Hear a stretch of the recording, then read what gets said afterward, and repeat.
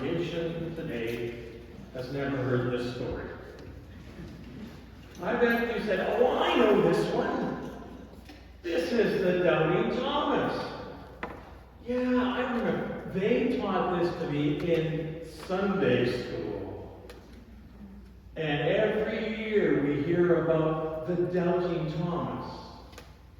In fact, I can still hear my mother's words, John, you're a Doubting Thomas. And maybe a parent or a grandparent said that to you. Stop doubting and get on with the job. And so when I first read this gospel passage, my sermon preparation goes like this. Read, stop. Read, stop. Read, finish reading, go have a coffee. It works for me. So, as soon as I read the first couple of verses, the disciples were in the upper room, and they had locked the doors. I said, I know this one. I don't even have to read to the end. No, you got to read to the end. You got to read to the end. So then I started again. I read the upper room.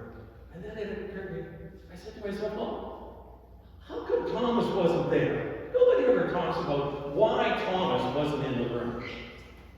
So then I started imagining all these kind of things that Thomas might have been doing because he wasn't in the upper room.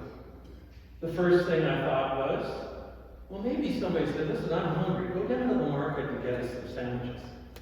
Maybe that was part of it. No, I wouldn't do that.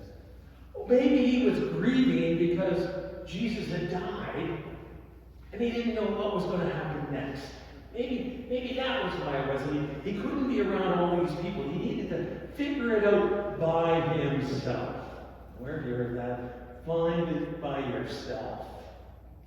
So he wasn't in the room. And then it came to me, well, maybe he just simply had enough of all these people grieving and needed to get some fresh air. Nobody knows. But those were the questions that sort of popped up in my mind. And then as I moved a little further along, I said to myself, well, why did Jesus show up when Thomas wasn't there?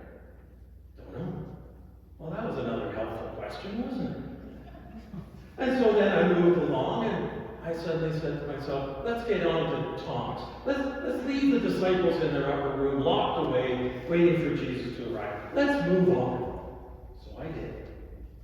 And then the questions started arriving. Well, why was Thomas now in the room and Jesus comes and only speaks to him? Why wasn't he there and said, hi everybody, oh Thomas, come on over here, I got to discuss something with you. No. Jesus appears in the room and goes and focuses right on Thomas. You know, imagine that. You've got all these people here, and I go, hey Adam! You know, you're sort of going, why am I left out? And that was another question. So I was going down all these rabbit holes till it appeared to me and came to me that, you know, Thomas wasn't a doubter. Think about that. Thomas was not a doubter. He simply said, for me to believe, I believe that there is a Lord, I believe that there is, but I need a little more. I need something more, just a little more. Now, who said the same thing just a week ago? Who goes back to the disciples and said, I've seen the risen Lord? Anybody? Anybody? Was that Easter?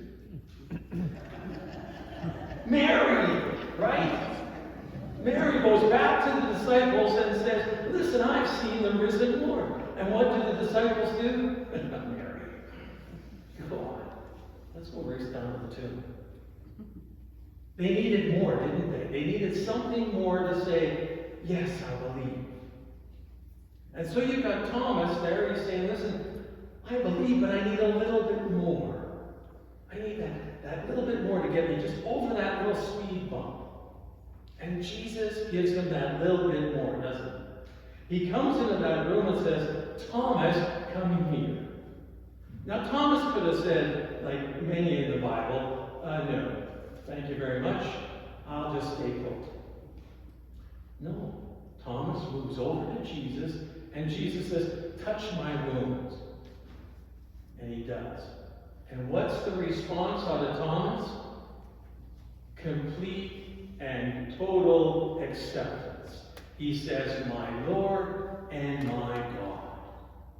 Totally complete acceptance. Love at the highest level that he could possibly give, Thomas gives to Jesus. Because Jesus comes back and says, touch my wounds. Come to me. Be a part of it. Imagine that. So was Thomas a doubter? I don't think so. I think he was pointing the direction for all of us. He was saying that for all of us, we should ask questions.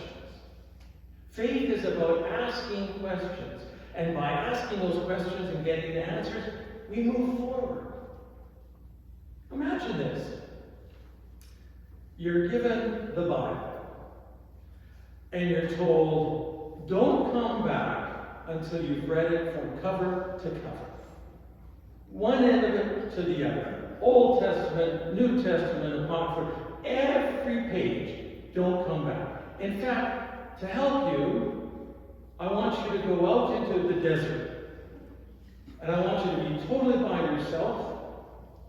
And we'll airdrop food to you. So that you won't see anybody or talk to anybody. You just get to read. What kind of view of the Bible would you come back out of the desert with? Think about that. What kind of view would you have? Because you couldn't ask any questions. You couldn't ask people, listen, I just read this. What do you think? And that conversation doesn't take place. So what kind of view would you have?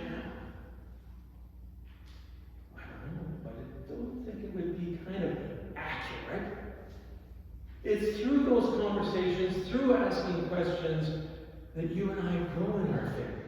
So that at some stage in our lives, we can say, my Lord and my God.